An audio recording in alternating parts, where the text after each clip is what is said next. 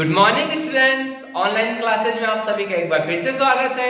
पिछले वीडियो में हमने बहुजनी वंशागति और बहुप्रभाविता के बारे में अध्ययन किया था। अगर आपने वो वीडियो नहीं देखा है तो उसे जरूर देखें, और अगर आपको वो वीडियो अच्छा लगे तो आप उसे लाइक करेंगे और अपने दोस्तों तक शेयर करेंगे।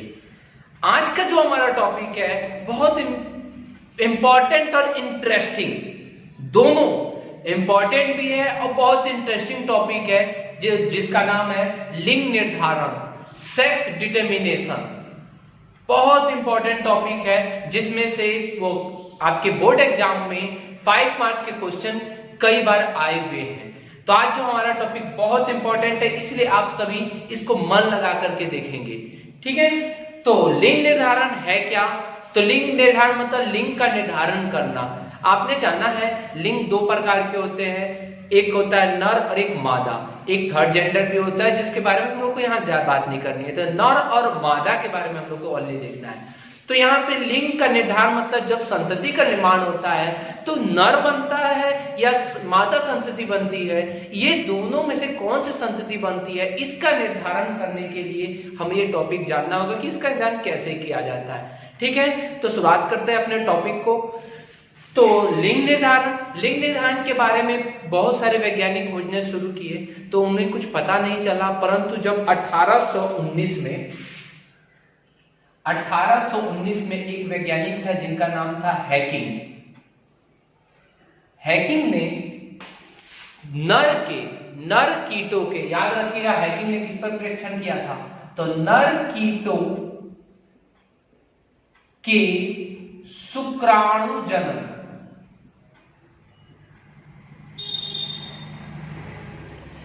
नर कीटों के शुक्राणु जनन पर परीक्षण किया और परीक्षण के बाद यह पाया कि जब शुक्राणु जनन होता है तो उस शुक्राणु जनन में जितने भी शुक्राणु बनते हैं, याद रखिएगा जितने भी शुक्राणु बनते हैं उसमें से 50% शुक्राणु में एक विशेष संरचना पाई जाती है जो बाकी के 50% शुक्राणु में नहीं पाई जाती है। मतलब क्या उन्होंने परीक्षण किया कि 50% शुक्राणु में एक विशेष संरचना पाई जाती है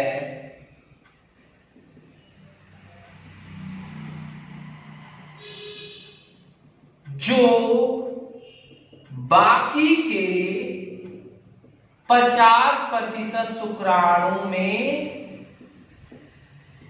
नहीं पाई जाती है।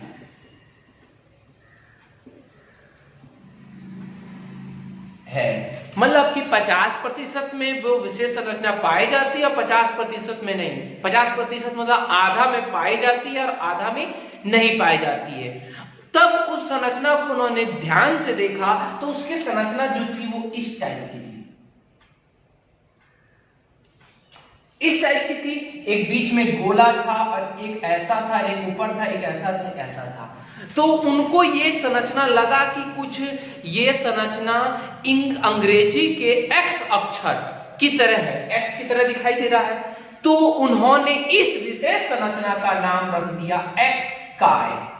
याद रखिएगा उन्होंने इस संरचना का क्या नाम रखा, एक्स काय रखा, और बाकी इसके बारे में कुछ नहीं बताया। हैकिंग ने बस इतना बताया कि एक संरचना पाई जाती है जो 50% में होती है और 50% में नहीं होती है, और वो संरचना इस टाइप से, उसका संरचना ऐसी थी इसलिए उसका नाम क्या रख दिया, एक्स काय रख दिया। यहां तक क्लियर है। इसके बाद से वो कुछ समझा नहीं पाए, उसके बाद से चले गए। फिर उसके बाद से बहुत सारे वैज्ञानिकों ने परीक्षण करना शुरू किया। तब तक सूक्ष्मदर्शी की भी खोज हो चुकी थी। जब सूक्ष्मदर्शी की खोज हुई तब कोशिका के हर एक पार्ट को ध्यान से देखा जाने लगा। जब कोशिका के हर एक पार्ट को देखा जा रहा था तब 1900 के करीब में तब देखा गया कि ये आपको एक्स काय की जो संरचना है वह संरचना क्रोमोसोम से मिलती जुलती है। याद रखिएगा किसकी तरह मिलती है, क्रोमोसोम से मिलती जुलती है, इसलिए इसका नाम क्या कर दिया गया, बाद में एक्स काय से हटा करके एक्स क्रोमोसोम रख दिया गया। याद रहेगा आप लोग को, यह जो संरचना थी वो असल में क्रोमोसोम थी, इसलिए एक्स काय के नाम को हटा करके क्रोमोसोम रख दिया गया। क्लियर है यहां तक? अब उसके बाद कई सारे वैज्ञानिकों ने हैकिंग द्वारा किए गए परीक्षण को यह निष्कर्ष निकाला कि नर कीट में 2 प्रकार के शुक्राणु पाए जाते हैं। एक शुक्राणु जिसमें से 50% शुक्राणु में एक्स काय मतलब एक्स क्रोमोसोम पाया जाता है और एक्स क्रोमोसोम उपस्थित होता है, और 50% शुक्राणु में एक्स क्रोमोसोम नहीं होता है, एक्स क्रोमोसोम अनुपस्थित होता है। ठीक है, मतलब कि नर कीट में क्या पाया कि 50% में क्रोमोसोम होता है और 50% में नहीं होता है। इसलिए अगर हम देखें तो नर कीट का जो हमें क्रोमोसोम प्राप्त होगा वह क्रोमोसोम का जोड़ा क्या प्राप्त होगा, एक जिसमें उपस्थित है उसको एक्स और जिसमें अनुपस्थित है वो हो जाएगा ओ, एक्स ओ हो जाएगा। और दूसरी तरफ वैज्ञानिकों ने देखा कि जो मादा कीट होते हैं, मादा कीट में अंड जनन होता है और अंड जनन के बाद जो अंडाणु का निर्माण होता है या जिसे अंड कहा जाता है, ये सभी अंड में ये जो क्रोमोसोम था यह सभी अंड में क्रोमोसोम उपस्थित था। मतलब कि अनेक वैज्ञानिकों ने फिर देखा कि जो मादा कीट है, मादा कीट के अंड में एक्स क्रोमोसोम उपस्थित था। सभी अंड में, याद रखिएगा, सभी अंड में एक्स क्रोमोसोम उपस्थित था। इस आधार पर उन्होंने बताया कि मादा कीट का जो क्रोमोसोम का जोड़ा होगा वो क्या होगा, एक्स एक्स, मतलब दोनों में एक्स उपस्थित, इसमें भी और इसमें भी। इस आधार पर नर कीट और मादा कीट के क्रोमोसोम का निर्धारण हुआ। अभी हमने क्रोमोसोम का निर्धारण किया है परंतु अभी लिंग निर्धारण नहीं किया है। अब देखिए लिंग निर्धारण कैसा होता है। जब नर का एक्स क्रोमोसोम मादा के एक्स क्रोमोसोम से मिलता है, देखिएगा बिल्कुल ध्यान से, तो बनेगा एक्स एक्स बनेगा। फिर एक और देख लेते हैं, एक्स क्रोमोसोम इसके एक्स से मिला तो क्या बना, एक्स एक्स। तो दोनों में एक्स बन रहा है, एक्स एक्स बन रहा है, मतलब कि ये जो संतति बनेगी वो कैसा बनेगी, मादा संतति बनती है। मतलब क्या बना कि जब नर कीट का एक्स क्रोमोसोम मादा कीट के एक्स क्रोमोसोम से मिलता है तो मादा संतति बनती है, मादा संतति बनती है कीट में। और जब नर का ओ क्रोमोसोम मादा के एक्स क्रोमोसोम से मिलता है, देख रहे हैं आप लोग, मादा का एक्स क्रोमोसोम नर के ओ क्रोमोसोम से मिलता है तो बनता है एक्स ओ का जोड़ा, जिसे हम लोग नर संतति कहते हैं। क्या कहते हैं, नर संतति। इस आधार पर लिंगों का निर्धारण किया जाता है। अब आप बोलेंगे एक बात कि केवल नर और मादा में दो ही दो गुणसूत्र होते हैं, तो ऐसा नहीं है। नर और मादा में बहुत सारे गुणसूत्र होते हैं, जैसे सबके अलग अलग है। मनुष्य में 46 गुणसूत्र पाए जाते हैं, 23 जोड़ा, तो उनमें से एक जोड़ा गुणसूत्र इनके जैसा होता है और बाकी 22 जोड़ा दोनों में बिल्कुल समान होता है। मतलब कि 22 जोड़ा नर और मादा में समान होता है और 23वां जोड़ा दोनों में अलग अलग होता है। जो जोड़ा दोनों में अलग होता है वह जोड़ा लिंग का निर्धारण करता है, और लिंग का निर्धारण करने वाले जो क्रोमोसोम के जोड़े को लिंग क्रोमोसोम कहते हैं। तो हमारा एक टॉपिक बना कि लिंग क्रोमोसोम क्या है। तो लिंग का निर्धारण करने वाले क्रोमोसोम को लिंग क्रोमोसोम कहते हैं। अब आप बोलेंगे कि बाकी के जो क्रोमोसोम है उन्हें क्या कहेंगे? तो जो जोड़े लिंग का निर्धारण में भाग नहीं लेते हैं उन्हें अलिंग क्रोमोसोम कहते हैं। ठीक है, मैं दोनों की परिभाषा यहां लिख दे रहा हूं। आप पहले जो मैं भी पढ़ाया हूं इसको पहले एनसीईआरटी में किताब में देखिएगा, उसके बाद से मेरा वाला देख करके और अपना एक छोटा सा नोट्स बना लीजिएगा। मैं फिर अभी जो जो इंपॉर्टेंट है मैं उसका राइट डाउन यहाँ करते चलूंगा, आप उसको अपने कॉपी में फिर दोबारा उसको उतार लीजिएगा। तो मैं यहाँ तक आपको समझ में आया कि यहाँ पर फिर वैज्ञानिकों ने पाया कि नर कीट और मादा कीट में नर कीट में X और मादा कीट में XX क्रोमोसोम है जो आपस में मिलता है और मिल करके नर और मादा संतति का निर्धारण करता है। इसी निर्धारण को लिंग निर्धारण कहा जाता है। ठीक है, अब हम लोगों ने जो जाना था लिंग क्रोमोसोम और अलिंग क्रोमोसोम, ये दोनों होता क्या है तो देख लीजिए। लिंग क्रोमोसोम, सेक्स क्रोमोसोम क्या है? तो जो क्रोमोसोम लिंग के निर्धारण में भाग लेता है उसे लिंग क्रोमोसोम कहते हैं। जैसे मनुष्य में 23वां जोड़ा गुणसूत्र लिंग का निर्धारण करता है, इसलिए उसे लिंग क्रोमोसोम कहते हैं। क्लियर? दूसरा अलिंग क्रोमोसोम जिसे ऑटोसोम्स कहा जाता है, जो क्रोमोसोम लिंग के निर्धारण में भाग नहीं लेता है उसे अलिंग क्रोमोसोम कहते हैं। और यह क्रोमोसोम, ये सभी क्रोमोसोम नर और मादा, याद रखिएगा, दोनों में समान होते हैं। बहुत इंपॉर्टेंट लाइन है ये बात कि ये क्रोमोसोम नर और मादा दोनों में क्या होते हैं? समान होते हैं। जैसे मनुष्य में 22 जोड़ा गुणसूत्र, टोटल 23 जोड़ा होता है, 23वां तो दोनों में अलग अलग होता है, बाकी 1 से लेकर के 22 तक नर और मादा दोनों में समान होते हैं, इसलिए इसे ऑटोसोम कहा जाता है। क्लियर है? ये दोनों हम लोगों ने पढ़ा। अभी तक जितना भी पढ़ा है आप लोग बिल्कुल ध्यान से एक बार देख लीजिए। अब नेक्स्ट है जो लिंग निर्धारण है, इसके कुछ उदाहरण देखेंगे, अलग अलग टर्म में देखेंगे। तो हम लोग को इसके उदाहरण 3 रूप में देखने हैं। पहला रूप है, अब याद रखिएगा, लिंग निर्धारण का उदाहरण है ये, लिंग निर्धारण का उदाहरण। ठीक है, तो लिंग निर्धारण के कुछ उदाहरण यहां देखेंगे हम लोग।